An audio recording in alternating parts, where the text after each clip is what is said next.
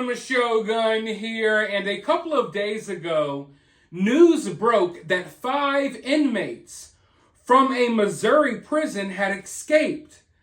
Now, I pointed this out on my Twitter, and I even made a joke that this looks like a ragtag, low-budget group of supervillains. Because when you see these 5 inmates' photos together, it doesn't necessarily look like a crew that would be hanging out together.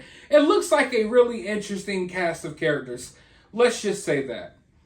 Well, I shared that information on Twitter real quick, and I didn't think much of it because I figured, you know what?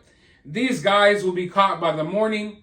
No point in really worrying about it. No point in making a video about it. Well, a couple of days have passed. These 5 inmates are still on the run. And now they have released their names and their charges, what they were in prison for. And now I'm becoming kind of worried because 3 of these inmates were offenders, some of which have done really horrible things to children, some of which have done really horrible things to women. And I think we're going on a few days now. And they're nowhere to be found. Now I'm about to dive into this article and basically give you all the rundown of what's going on here. We're going to get into how they escaped and everything like that. But first, if you haven't already, follow me on Swagit. Download the link down in the pinned comment. I am giving away $100 sometime next week, probably towards the beginning or middle of next week. So this is your last chance, your last couple of days to enter the giveaway. To enter the giveaway, all you got to do is download the app and follow me. But let's dive into this article. Massive manhunt underway after 5 inmates, including 3 offenders, escape from Missouri prison. An intense multi-agency manhunt is underway after 5 inmates, including 3 offenders, broke out of a Missouri jail through the plumbing system and fled in a stolen car earlier this week. The brazen escape involving 4 men and 1 trans woman took place around 7 p.m. Tuesday at the St. Francis County Detention Center in Farmington. Sorry, I know that I butchered that name. Their absence was discovered 3 hours later during the evening head count. The St. Francis County Sheriff's Department said in a statement that the fugitives, identified as LaJuan Tucker, Kelly McSheen, Aaron Sebastian, Dakota Pace, and Michael Wilkins, forced their way into a secured cell. The inmates made their way up to the roof by crawling through the jail's vents and plumbing pipes and eventually descended to the ground. So, oh my God, they pulled off a great escape for real. They're climbing through plumbing pipes. They're up in the vents. It's like the stuff you see on movies. You know what I mean? You got the COs chilling, probably watching football. They hear a sound, and little do they know there's inmates, there's offenders, and a trans woman, I guess, and a freaking ventilator are in the vents above them, escaping from the jail. But the story gets even weirder. The inmates, minutes later, were spotted on surveillance video stealing a dark gray 2009 Toyota Scion TC from a parking lot at the Centene Center at the Farmington Industrial Park, according to officials. The car, with temporary Missouri license plates, was last seen traveling south. The sheriff's department said the inmates were seen removing their jail-issued orange jumpsuits and wearing thermal leggings, white boxer or basketball shorts, and white t-shirts. One of the men was wearing a black shirt. The sheriff's department on Wednesday enlisted the help of the Missouri State Highway Patrol and the United States Marshal Services to track down the suspects who were described in bulletins as dangerous and a flight risk. The U.S. Marshals Service is offering rewards totaling up to $20,000 for information leading to the capture of 5 fugitives. So, in other words, we have 5 inmates, most of which are offenders, out here running wild in a stolen vehicle and nothing but their underpants. Now, the vehicle, it really sticks out to me. The vehicle had temporary tags. How were these 5 individuals able to steal this vehicle so quickly? It's almost as if it was left there on purpose. Now, I don't know. Nothing in this report says who the car was stolen from. I don't know. They maybe had hot wiring skills. I don't know, but it seems really convenient. And then you got the temporary tags. I would look into that if I were them. But let's go ahead and dive forward. The 5 jailed suspects were being held on felony charges. 3 of the inmates, Tucker, Sebastian, and McSheen, are all well-known offenders. Damn, they're well-known. Okay, it's one thing if you're an offender, but you're a well-known offender? Your name is known out here in these streets for committing horrible acts against, young ones or whoever else.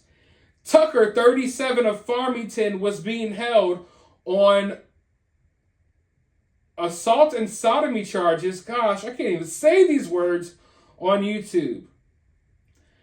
His criminal history includes a 2003 conviction for the statutory R of a 12-year-old girl in St. Louis. McSheen, who is 52 of Holt Summit, also goes by Larry Bimboom, and he identifies as a woman, but he was being held on SA charges. His rap sheet includes a conviction for SAing a woman in 2003. And ladies and gentlemen, what I'm about to say here is going to offend some people, but I have to be honest. The reality is, a lot of this trans movement or whatever that's going on right now, the reality is a lot of these men are predators. And they're trying to put themselves in a better position so they can find more victims. There is no reason why a grown man, I don't care if you throw a wig on them and say that their name is Sally, there's no reason why they should be going into a female prison, yet that is happening. Luckily, that wasn't the case here. But men these days are literally, in some states, are just like, hey, I'm a woman. I identify as a woman. And they're throwing these men who have been convicted of doing horrible things to women, they're throwing them in the same cells as biological real women. That's crazy. But like I said, a lot of it, not everyone in this community is this way. We have to make that clear and point that out. But there are a lot of creepos out there who are taking advantage of this new movement to normalize things like this. And this person being a classic example. Because you see what their crimes are. You see what they've been convicted of. Doing horrible things to women. And make no mistake about it, a lot of this stuff, it's all an attack on women. But let's go forward. Sebastian, 30 of Farmington, was being held on statutory sodomy charges involving an 8 and 9-year-old girl. Pace was being held on resisting arrest and stealing a car. Okay, Pace. Pace was arrested for stealing the car. Everyone else, basically, besides Pace and Wilkins, have been arrested for some pretty crazy things. I'm thinking that Pace may be the one who hotwired the vehicle. Maybe he's the getaway driver. Now, there's $5,000 each on all of these convicts' heads right now. So if you see them and report them, that's an easy $5,000. If you get all 5, then hey, you add up the money, But seriously, scary situation.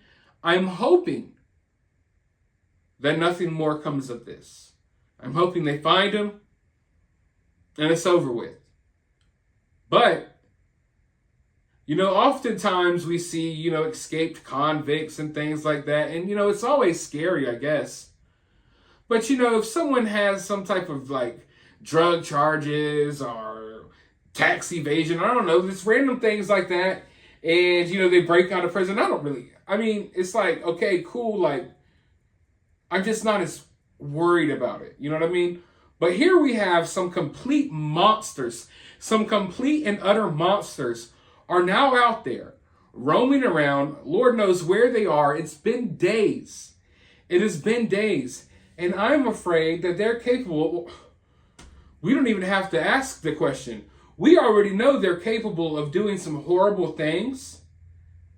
And I wouldn't be surprised if something bad comes of this. So I'm hoping that they find these individuals before they find more victims, because I don't see a good way out of this. I don't think these people are beyond taking hostages, putting other people in harm's way. Lord knows what these people are capable of. Like I said, though, I am really curious about this vehicle they took. Whose vehicle is it? Like, do y'all know whose vehicle was stolen? Was this vehicle just sitting out there, kind of waiting on them? Because everything happened so smoothly. They got into the cell together, crawled up through the vents, got on top of the roof of the jail, freaking jumped off the roof, got to the ground, stripped, left the jail, car right there, stole the first car, and they're out. And 3 or 4 hours later, the COs are like, oh, wait, our head count's off. Where are these 5 guys? Where are these 4 guys and 1 really questionable gentleman? Where is that woman guy? I don't know what to even call him. So yeah, so they're probably sitting there like, oh, okay, so we got, you know what? Let me stay out of the jokes. Let me stay out of the jokes. But I could imagine that was a very alarming situation. And then when you notice, like, oh, damn it, these are the 5 that got away. This crew, the worst possible ones, they all got away together. And then we got these 3 freaking offenders who have teamed together with some guy who's just in here for stealing a car. Man, like I said, a ragtag, low-budget team of supervillains. Hide your kids, hide your wives, until these 5 individuals are found. Let me know your thoughts down in the comments below. I am hoping that I don't have to do an update here. Hopefully they get caught and it's the last we hear of it. I have a feeling that if I do have to update you all about the story, it's going to be bad news. So let me know your thoughts about all of this down in the comments below. While you're down there, hit the thumbs up button, hit the subscribe button, ring that notification bell, and I'll talk to you all in the next video.